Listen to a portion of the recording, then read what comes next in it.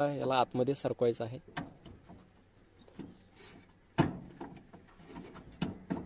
तर एका हाताने जरा प्रॉब्लेम येत आहे।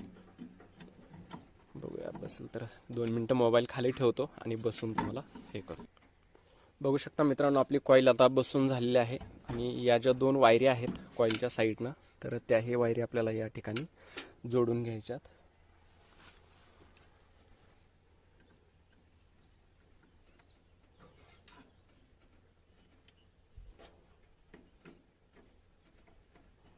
आपल्याला ह्या दोन्ही वायर जोडायच्यात। जोडल्यानंतर जे आपण काढून ठेवलेलं आहे तर ते पण बसून घेऊयात पट्ट्या।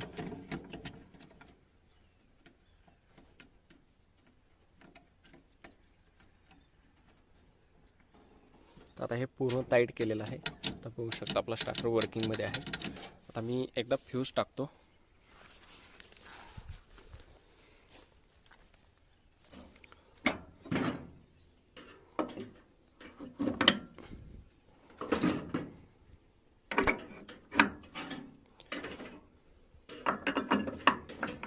तर आपल्या तिन्ही फेज टाकून झालेले आहेत मित्रांनो।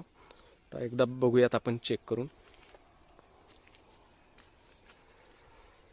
आता ॲटो स्विचमध्ये लाईट लागलेली आहे, टायमिंगची लाईट चालू झाली आहे। आता 1 मिनिट वेट करावं लागेल आपल्याला। मित्रांनो 1 मिनिट कंप्लीट झालेलं आहे। आपण आधी ॲटो स्विचवरून बघूया मोटर चालू होते का। ॲटो स्विच जरा 1758 असल्यासारखा झाला आहे, परंतु काम करतो व्यवस्थित। बघू शकता मोटर चालू झालेली आहे। तर ही जी कॉईल आहे तर ही कॉईल आपली जळालेली आहे, हिच्यात काहीतरी प्रॉब्लेम असेल, त्यामुळे जो आपला स्टार्टर आहे तर तो चालू होत नव्हता। तर अजून एकदा तुम्हाला बटनवरही चालू बंद करून दाखवतो।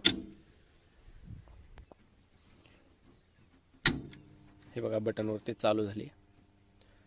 तर तुम्हाला ही असा कधी प्रॉब्लेम आला असेल तर तुम्ही आपली जी कॉईल आहे तर ती कॉईल एकदा चेक करून बघा। मी चेक करायची कशा पद्धतीने सांगितले। आपल्याला एक वायर काढून घ्यायची आहे आणि दुसरे ही जी वायर आहे फ्यूज टाकून ठेवायच्यात आणि ह्या वायरमध्ये बल्बच्या साहाय्याने करंट येतो का इकडच्या अलीकडच्या साईडला, तर ते चेक करायचं आहे। आणि भरपूर शेतकऱ्यांना माहीत नसतं की स्टार्टरला नेमका काय प्रॉब्लेम झाला आहे। ते डायरेक्ट एखादा फिटरला किंवा टेक्निशियनला घेऊन येतात आणि 200 ते 300 रुपये त्यांना देतात। फक्त आपल्याला कॉईल तर स्वतः विकत आणावी लागते। तर उगाच 200 ते 300 रुपये वायाला घालवू नका। आपण स्वतःही भरपूर कामं करू शकतो। अवघड काहीच नाही, पक्कड मारतूल तुमच्याकडं प्रत्येक शेतकऱ्याकडं असतंच। तर त्याच्या साह्यानं आपण ही छोटी मोठी जी कामं आहेत तर ते आपण घरच्या घरी करून घेऊ शकतो। मित्रांनो व्हिडिओ कसा वाटला हे आम्हाला कमेंट करून सांगायला विसरू नका आणि व्हिडिओ आवडला असेल तर व्हिडिओला लाईक करा आणि आपल्या चॅनलला नक्की सबस्क्राईब करा। भेटूयात पुढच्या अशाच एखाद्या व्हिडिओमध्ये। तोपर्यंत धन्यवाद।